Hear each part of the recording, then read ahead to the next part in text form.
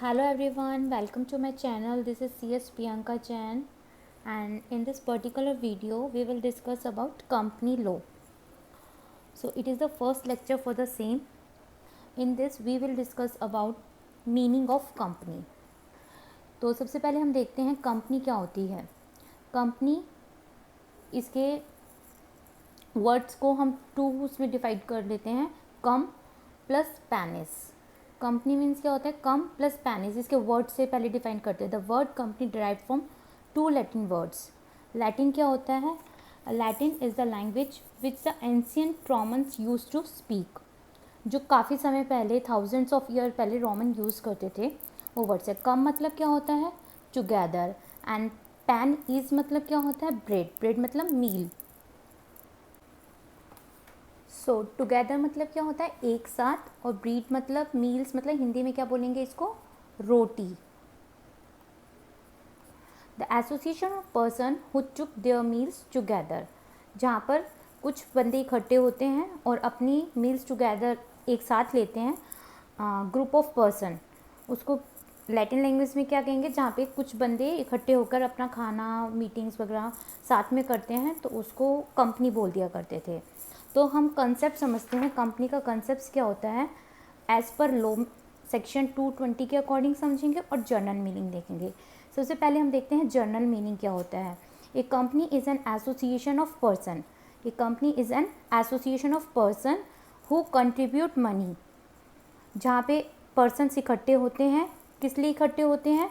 अपना पैसा इकट्ठा करते हैं. वो सबसे पहले क्या लगाते हैं उसके अंदर? मनी लगाते हैं. और मनी किस लिए लगाते हैं? Common stock in form of denoted in money called capital. Money से वो क्या खरीदेंगे? बिजनेस के लिए कुछ स्टॉक खरीदेंगे, या फिर जो भी जिस चीज़ का भी बिजनेस करेंगे उसके लिए कुछ ना कुछ वो खरीदेंगे, परचेज करेंगे. तो वो जो खरीदेंगे, जो मनी जिस फॉर्म में इकट्ठी होती है, उसको हम क्या बोलते हैं? Capital. The person who contributes in capital R called members. जो पर्सन्स कैपिटल जो पर्सन कंट्रीब्यूट करते हैं कैपिटल, उनको क्या बोलते हैं हम? मेंबर्स. क्या बोलते हैं उनको हम? मेंबर्स. जब हम कंपनी का मीनिंग्स पढ़ते हैं तो इसमें ये सारी टर्म्स यूज़ होती है, पर्सन्स, मनीज, कैपिटल्स, मेंबर्स. और मेंबर्स क्या करते हैं फिर? शेयर्स द प्रॉफिट और लॉसेस. वो बिजनेस का क्या शेयर करते हैं? प्रॉफिट और लॉसेस. अब पर्सन किस चीज़ के लिए इकट्ठे होते हैं? United for a common object. कुछ ना कुछ उनका ऑब्जेक्ट होता है, उद्देश्य होता है. कंपनी में किस चीज़ की कंपनी बनाने वाले हैं? To carry on some business और profits, to promote art, science, education और सम चैरिटेबल पर्पस. भाई किस चीज़ के लिए वो अपना कंपनी बनाने चाह रहे हैं? कुछ थॉट्स तो उनके माइंड में आएंगे ना, कि भाई किसके बारे में वो कंपनी इकट्ठी कर वो बनाना चाह रहे हैं. सो अब हमारा जर्नल मीनिंग हो गया है. अब हम देखते हैं concept of meaning as per law. As per law section 220. कौन सा सेक्शन इसका? 220. Company means a company registered. Company registered under this act means 2013. और any of previous company law. और any of previous company law में 1956 according to 1956, और जितने भी companies law पहले लग चुके हैं 2013 से, उसके अकॉर्डिंग जो भी मीनिंग है वो कंपनी के अकॉर्डिंग लिया जाएगा. सो हमने ये पढ़ लिया है इसका जर्नल मीनिंग और as per the company law. तो अब हम इसका कॉन्सेप्ट्स पढ़ेंगे, मीनिंग जो हमें एग्ज़ाम में लिखना है. Company meaning in law manner, जो हमें एग्ज़ाम में एज इट इज़ का एज इट इज़ लिखना होता है.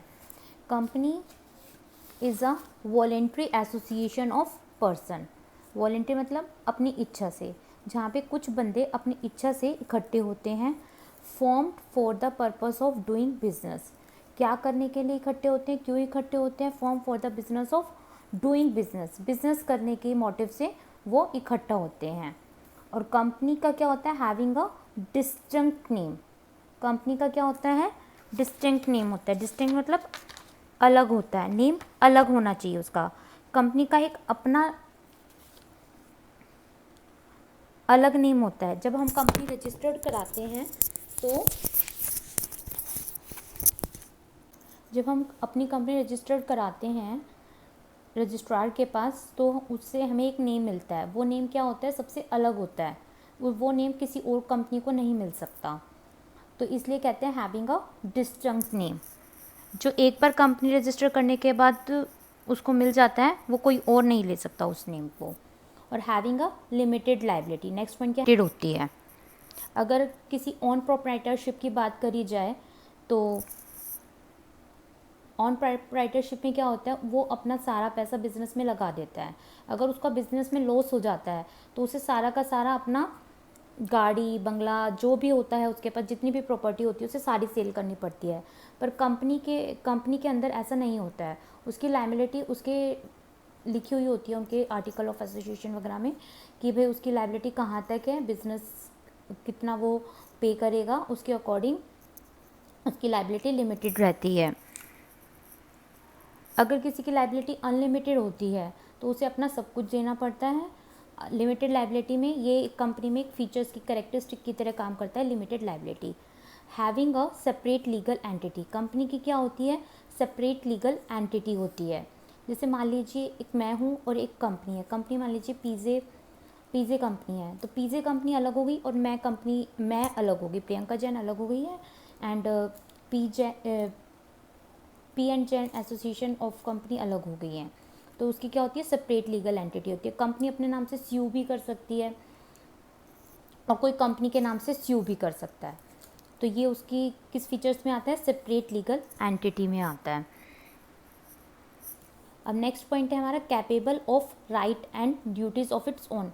कंपनी की क्या होती है, राइट एंड ड्यूटीज़ होती हैं, खुद की राइट एंड ड्यूटीज़ होती है, उसके अकॉर्डिंग ही हमें काम करना होता है।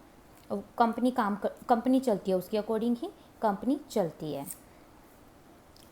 तो नेक्स्ट पॉइंट आता है हमारा Android with the potential of perpetual succession.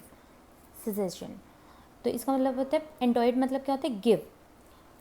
उसके अंदर क्या होता है, कंपनी में परपेचुअल सक्सेशन होता है। कोई मेंबर आए, परपेचुअल सक्सेशन का मतलब क्या होता है, कोई मेंबर आए या जाए, इससे कंपनी को कोई फ़र्क नहीं पड़ता। कंपनी की खुद की क्या होती है, एक परपेचुअल सक्सेशन होती है। चाहे कोई मेंबर की डेथ भी हो जाए तो भी वो कंपनी अकॉर्डिंग टू उसके चलती रहेगी। कंपनी अपना क्या बिजनेस रनिंग करती रहेगी, उसको मेंबर की डेथ से कोई फ़र्क नहीं पड़ता। जैसे हम पार्टनरशिप में बात करें, अगर दो बंदों के बीच में पार्टनरशिप है और एक बंदे की डेथ हो जाती है तो वो पार्टनरशिप तो वहीं पे ख़त्म हो गई। पर इन कंपनी में परपेचुअल सक्सेशन का कैरेक्टरिस्टिक्स होने की वजह से ही कंपनी कभी भी अगर वाइंड अप करानी है तो बात अलग है, पर अगर मेंबर जाता है, कुछ हमें बिज़नेस के लिए कुछ भी चेंजेस करना होता है, कुछ ट्रांसफ़र ऑफ स्टॉक करना होता है, कोई मेंबर आ जाता है, चला जाता है, एग्जिट हो जाता है, तो उससे कंपनी को कोई फ़र्क नहीं पड़ेगा। कंपनी अपने खुद के डिसीजंस वगैरह खुद ही लेती है। तो इस पॉइंट की वजह से कंपनी हमेशा चलती रहती है। तो हमने अब पे देख लिया है कंपनी का मीनिंग इन लॉ मैनर, जो हमें एग्जाम में एज इट इज़ लिखना होता है। कंपनी लॉ में क्या होता है, हम अपनी तरफ से कोई भी लैंग्वेज ऐड नहीं कर सकते हैं। कंपनी लॉ में जैसे ही दिया होता है, चाहे आप अब उसके शॉर्ट नोट्स बनाएं, पर उसको अकॉर्डिंग टू दैट वे ही हमें एग्ज़ाम में लिखना होता है, तभी हमें एग्ज़ाम में मार्क्स मिल सकते हैं, अदरवाइज़ नहीं मिल सकते हैं। तो आपको अगर मेरा वीडियो अच्छा लगा हो तो आप इसको लाइक शेयर सब्सक्राइब करिएगा। Thank you so much, hope you are doing good, bye.